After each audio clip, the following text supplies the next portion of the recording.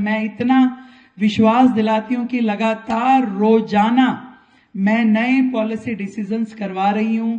दिल्ली सरकार के लेवल का होता है तो दिल्ली सरकार वो डिसीजन लेती है, एमसीडी के लेवल का होता है तो हम उन्हें परस्यू करते हैं कि आप ये डिसीजन लीजिए, और सेंट्रल गवर्नमेंट ने यदि लेना होता है तो हम सेंट्रल गवर्नमेंट से रिक्वेस्ट करते हैं कि आप दिल्ली के हित में इस डिसीजन को लीजिए। पर सच मानिए कि 3 इंजन की ये जो सरकार है लगातार स्पीड में और मिशन मोड पे काम कर रही है, जिससे कि दिल्ली एक अलग फेज में आ जाएगी। दिल्ली के लिए एक नए माइलस्टोन्स जो है लगातार चल रहे हैं। आज शाम को भी मैं एक बड़ी घोषणा करने वाली हूं, अभी नहीं करूंगी, 1 घंटे बाद करूंगी, और वो बड़ा विषय है ईज ऑफ डूइंग बिजनेस से। और मुझे पता है कल के अखबार जब आप पढ़ोगे तो दिल्ली की जनता बेहद खुश होने वाली है। और ये जितनी चीजें आपने कही जिसमें सॉलिड वेस्ट मैनेजमेंट चार्जेस हैं कि प्रॉपर्टी टैक्स है या बाकी चीजें हैं, यहां तक कि आपकी डीएमसी भी है। आपको ध्यान में ही है कि डीएमसी हमने भंग की है और नई डीएमसी के प्रपोजल को अब हम फ्लोट कर रहे हैं। लगभग 1-1.5 महीना में आपकी नई डीएमसी बन जाए और एक अच्छे तरीके से काम जो दिल्ली के लिए होना चाहिए वो काम हो, ट्रांसपेरेंसी के साथ हो, जिसमें किसी भी तरीके की कोई गड़बड़ नहीं हो। कम से कम ऐसे काम चले कि जो दिल्ली के डॉक्टर्स के हित में काम करे। तो ऐसी डीएमसी भी आप लोगों को मिलेगी।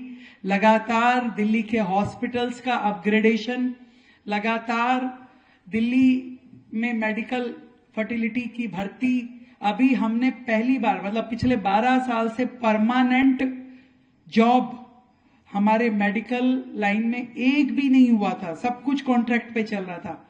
हम लोगों ने 1600 नर्सिस परमानेंट अपॉइंट किया है, जिसका कि अपॉइंटमेंट लेटर मैं 6 जुलाई को उन नर्सिस को बुला करके देने वाले हैं। 12 साल बाद परमानेंट नौकरी लग रही है।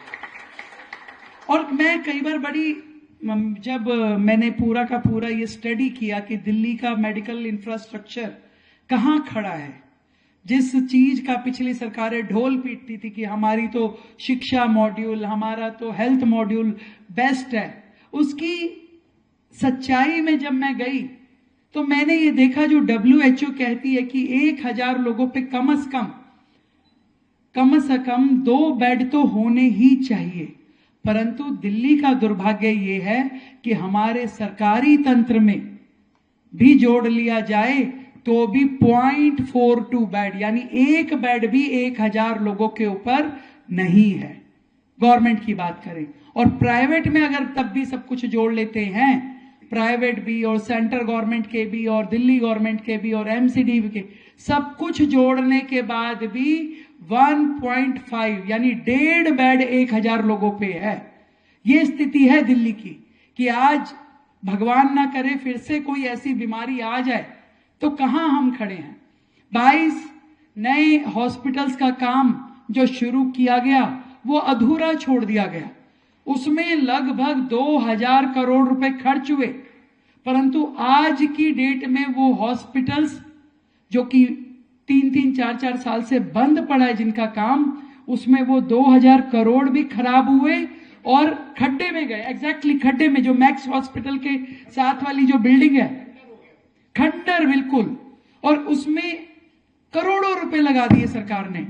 आज उन सब का रिवाइवल, उन सब को बनाना, उसको ठीक से समझना, यूज करना, और जितने लग चुके पहले उसका कॉस्ट एक्सक्लेरेशन, वो सरकार की जिम्मेवारी हो गई है कि आज उस 2000 करोड़ पे हमें और 3000 करोड़ खर्च के उन हॉस्पिटल्स को सरवाइव करना पड़ेगा, उन्हें खड़ा करना पड़ेगा, और उनको चलाने के लिए लगभग नहीं तो 40,000 करोड़ रुपए का खर्चा चाहिए, जिसके लिए मैं लगातार प्लानिंग कर रही हूं कि दिल्ली का हेल्थ इंफ्रास्ट्रक्चर बढ़ाने के लिए हमें क्या क्या करना है।